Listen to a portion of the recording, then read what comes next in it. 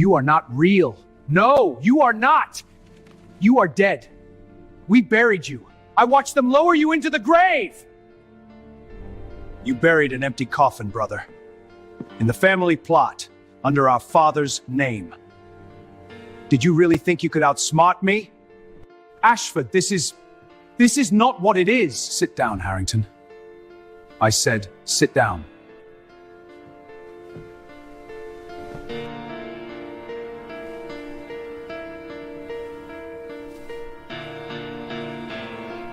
How long have you known? Since the carriage. On the way home from your funeral. You did all of this. You left me a letter, James. Did you expect me to do nothing? This proves nothing. The estate documents are already signed. Arthur. Look at me. I gave you everything I could give you that was mine to give. Every Christmas, every occasion, every time you needed something. And what did you do in return? And you tried to bury me alive! 3 weeks earlier, at her husband's funeral, Catherine Blackwood had opened a bag and found a letter. 4 words, in James's handwriting, "I am still alive."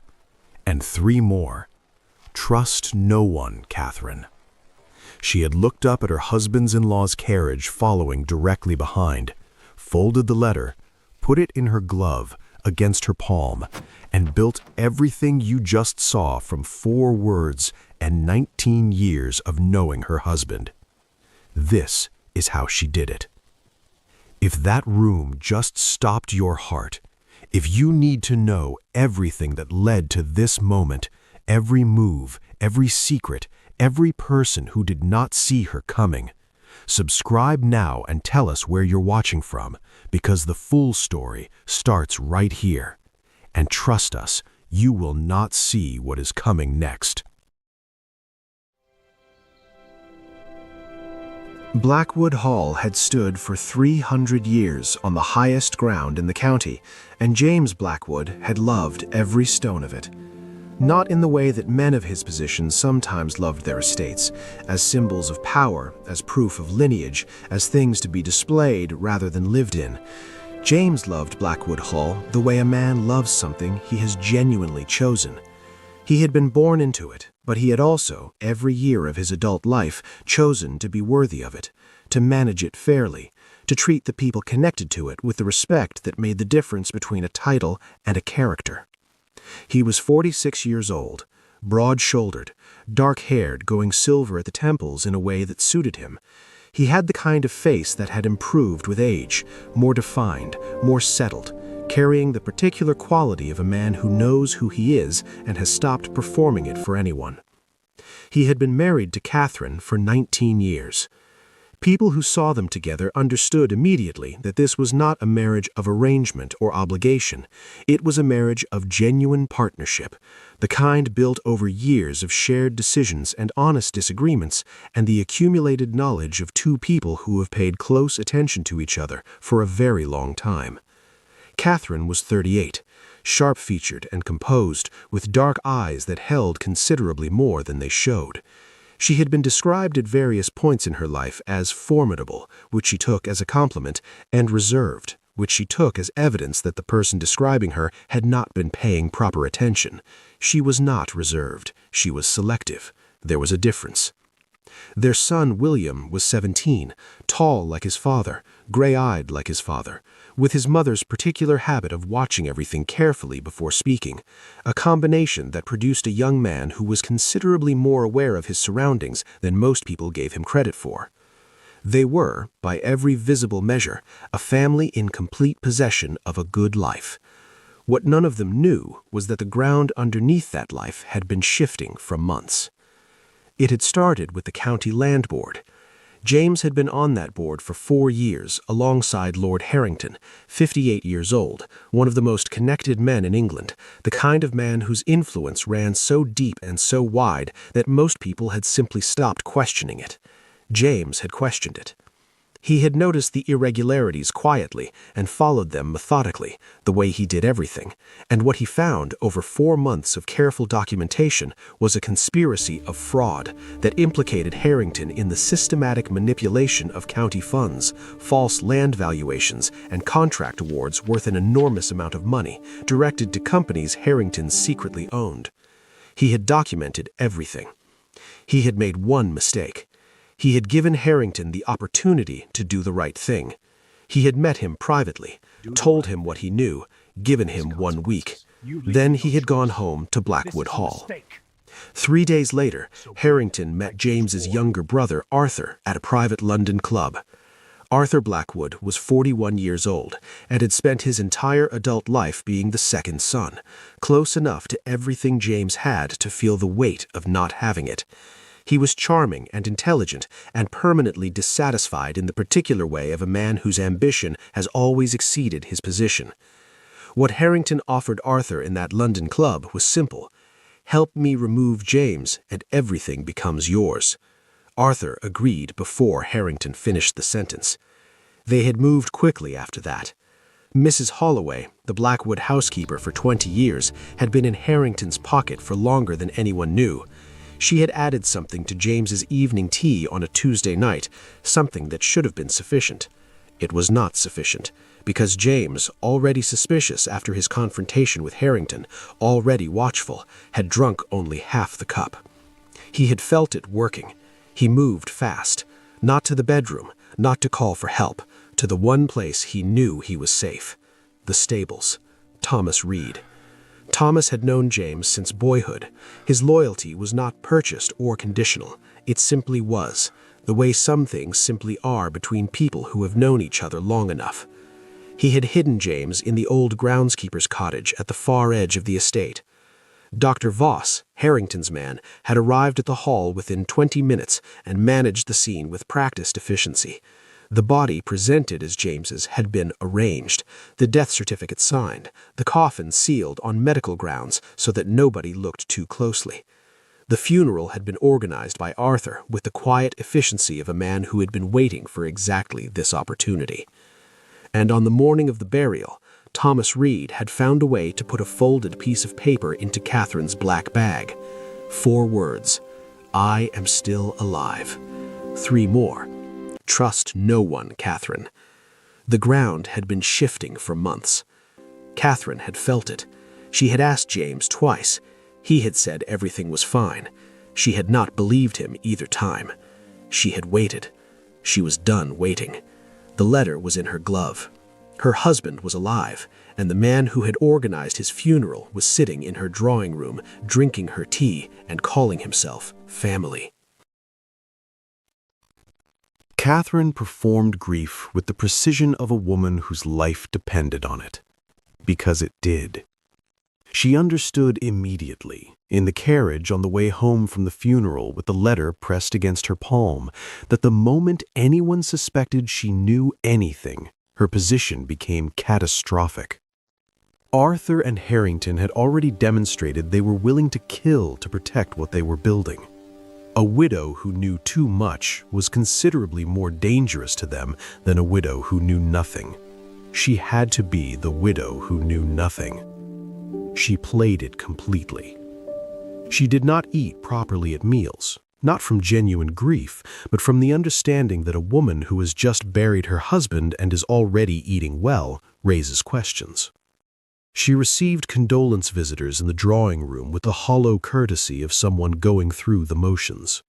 She deferred to Arthur on estate matters with the compliance of a woman submerged in loss. Arthur was at Blackwood Hall every day. He managed everything with the quiet authority of a man who has stepped into a vacuum and intends to stay.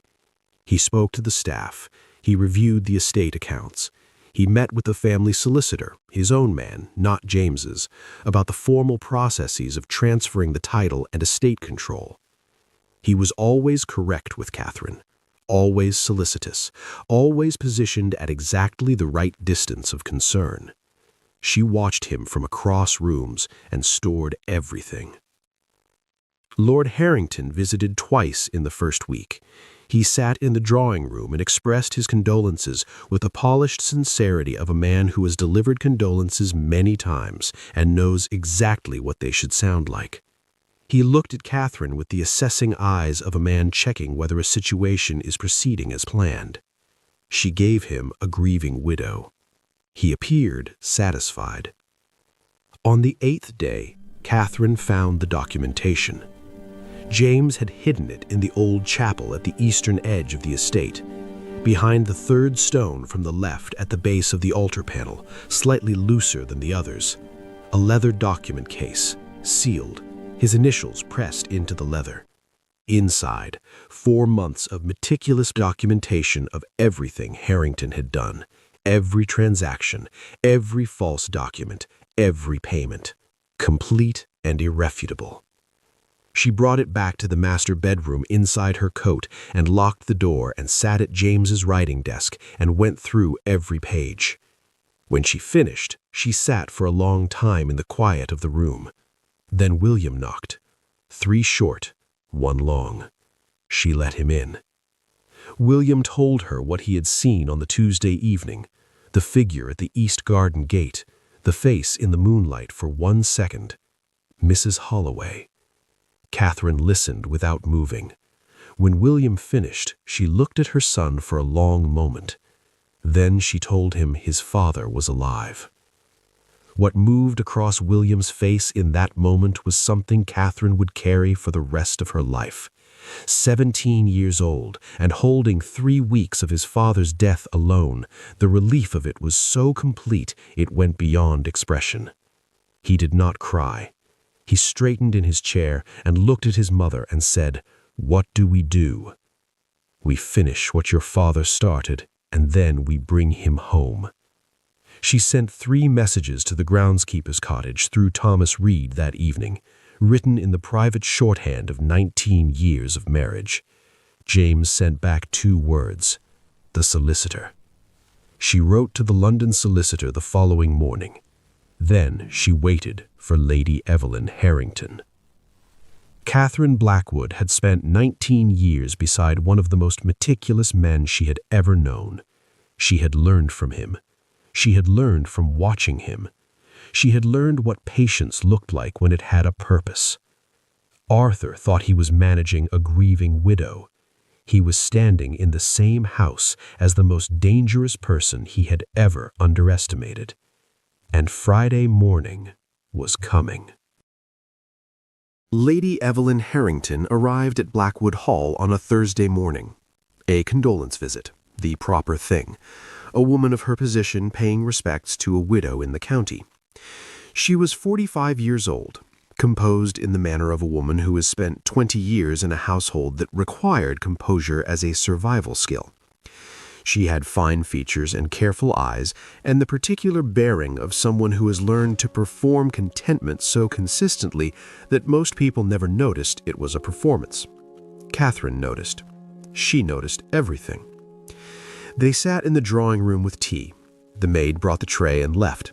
They talked about nothing important for exactly long enough to satisfy the requirements of the social performance they were both conducting. Then the door closed, and Lady Evelyn set down her cup. "I need to speak to you," she said, "about my husband." Catherine looked at her steadily and said nothing. Lady Evelyn had found the correspondence 9 days after the funeral. She had not been looking for it. She had gone into Harrington's private study for a household document and opened the wrong drawer, and found a bundle of letters between her husband and Arthur Blackwood that she had read with the progressive horror of a woman discovering in real time the full dimensions of a life she had been living beside without fully seeing. She told Catherine everything: the plan, the timeline, Dr. Voss, Mrs. Holloway, the payment arrangements, everything laid out between 2 men who had been confident enough in their own position to commit it to paper. Catherine listened to every word without expression. When Lady Evelyn finished, the room was quiet. "Why are you telling me this?" Catherine said. Lady Evelyn looked at her hands. "Because I have been looking away from things I should not have looked away from," she said quietly, "for 20 years, and I am done." Catherine looked at her for a long moment. Then she made a decision. "I am going to ask you to do something," she said. "Something that will require considerable courage. More courage than most people in your position would choose to exercise." Lady Evelyn looked up. Her eyes were clear and steady. "Tell me," she said. Catherine spent the rest of the week moving pieces into position. She sent word to James through Thomas. She told him the date, the time, the room. She told him to be ready. She met the London solicitor in the chapel on Wednesday evening. He examined the document case for 2 hours by candlelight and confirmed what she already knew. It was complete, irrefutable. Every transaction documented, every false instrument identified, every payment traced. "This is enough," he said. "I know," Catherine said. She wrote to Father Edmund Cross. She wrote to Thomas. She wrote to Magistrate Coulson in London, who had been waiting for something exactly like this for 2 years, and who arrived at Blackwood Hall on Thursday evening and was installed quietly in the East guest room without Arthur's knowledge. On Friday morning, she sent Arthur a note. She told him she had been going through James's papers and had found some documents she did not understand. She asked if he would come to the drawing room at 11 o'clock and help her. She mentioned that she had also written to Lord Harrington for guidance as a family friend. Arthur replied within the hour. Of course, he was glad she was beginning to engage with practical matters. He did not mention that his own solicitor would be attending with the estate transfer documents ready for Catherine's signature. He thought Friday morning was going to be the day everything was finalized. He was right about that. It was going to be the day everything was finalized, just not in the way he had planned. Friday morning, 11 o'clock, the Blackwood Hall drawing room. Catherine was already seated at the head of the table when they arrived. Black dress, composed, the grieving widow facing the practical realities of her situation. The leather document case on the table in front of her, closed. Arthur arrived first. He took his seat to Catherine's left with the quiet confidence of a man one signature away from everything he has wanted for 20 years. He noted the document case with a slight movement of his eyes that he controlled immediately, but not quickly enough. Catherine noted that he noted it. Lord Harrington arrived 2 minutes later, large, composed, radiating the settled authority of a man who has never lost a situation he wanted to control.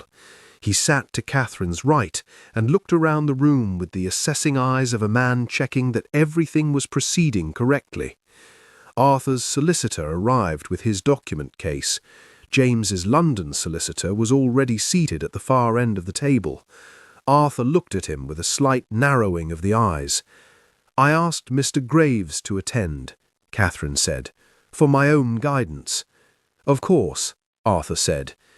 Tea was brought by Margaret, who moved through the room with her eyes down and her face neutral and her hands completely steady. The drawing-room door closed. Arthur looked at Catherine. "You mentioned some documents," he said. "Yes," Catherine said. She opened the leather case.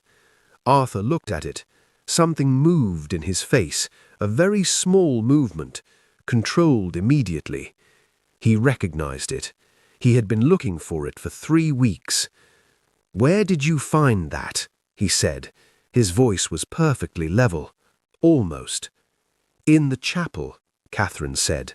"James always said it was quiet there. Nobody goes there." She looked at Harrington as she said this last sentence. Harrington looked at the case, then at Catherine. And for the first time in 30 years of managing rooms exactly like this one, Lord Harrington felt something shift underneath him. Mr. Graves began to speak, quietly, precisely, the organized presentation of a man who has spent 2 hours in a cold chapel and knows every document in that case and what each one means and what each one proves. Harrington listened with the flat, controlled attention of a man running calculations. Arthur sat very still. The first document on the table, the second, the third. "This proves nothing," Harrington began. The drawing-room door opened. Everyone looked up. James Blackwood walked in. He was thinner. The wound at his temple had left a mark.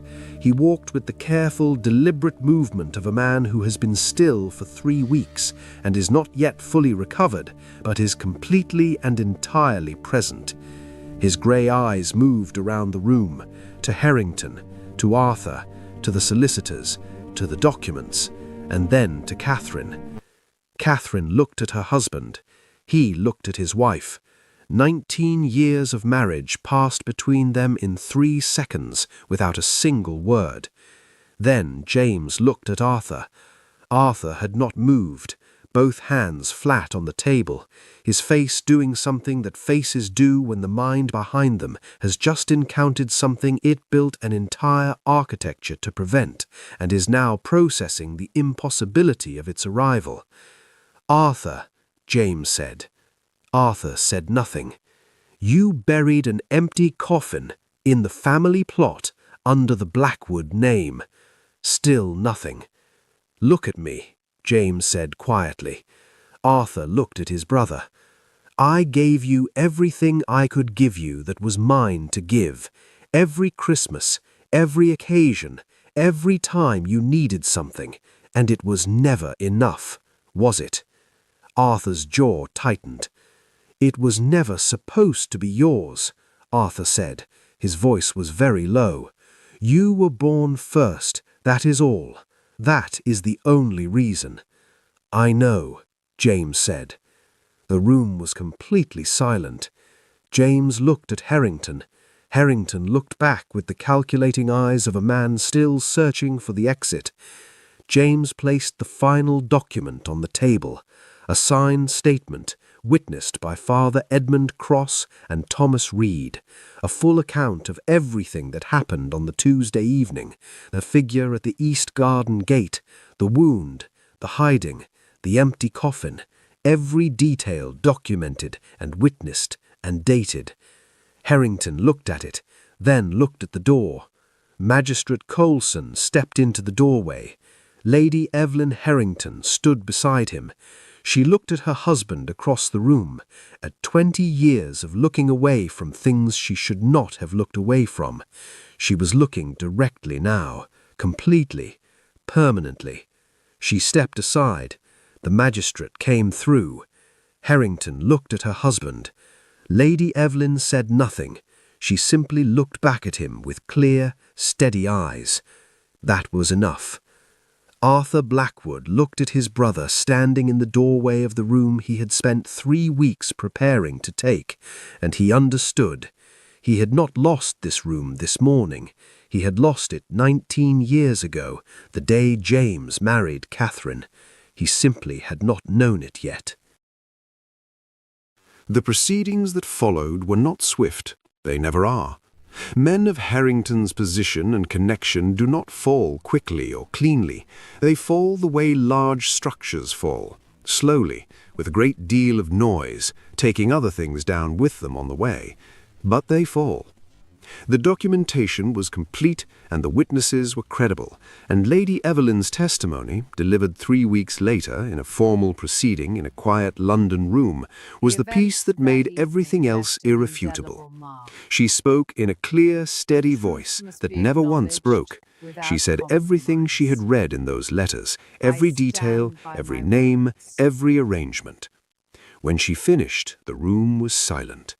The man who had spent 30 years building himself into someone untouchable sat across the room and looked at his wife and understood that the thing that had finally touched him was not an enemy or a rival or a competing force.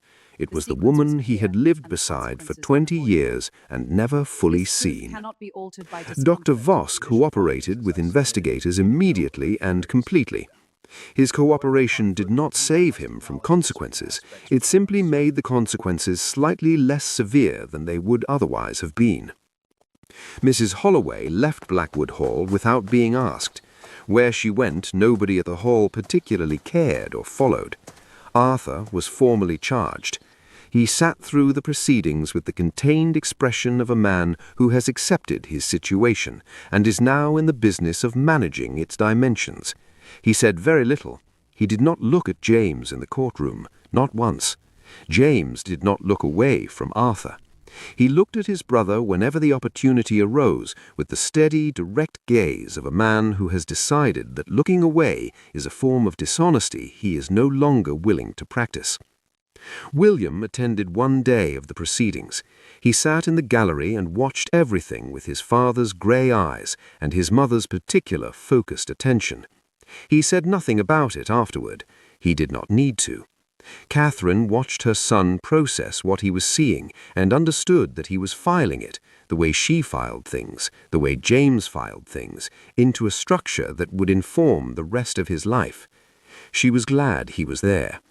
Some things a person needs to see clearly and completely, even when they are difficult, especially when they are difficult. Blackwood Hall settled back into itself over the following weeks, the way a house settles after something significant has moved through it, not immediately, not completely, but gradually reasserting its own character as the disruption recedes. The staff returned to their rhythms. The estate accounts were restored to order. The tenant farmers, who had spent 3 weeks in careful uncertainty, resumed their ordinary relationship with the estate, with the particular relief of people who had been worried about a change that had not come. James recovered his strength steadily. The wound healed. The weight came back. The particular quality that people who knew him had always associated with his presence, the settled, considered, completely grounded quality of a man who knows exactly where he stands, returned as though it had simply been waiting for him to be well enough to carry it again. He and Catherine did not talk extensively about what had happened.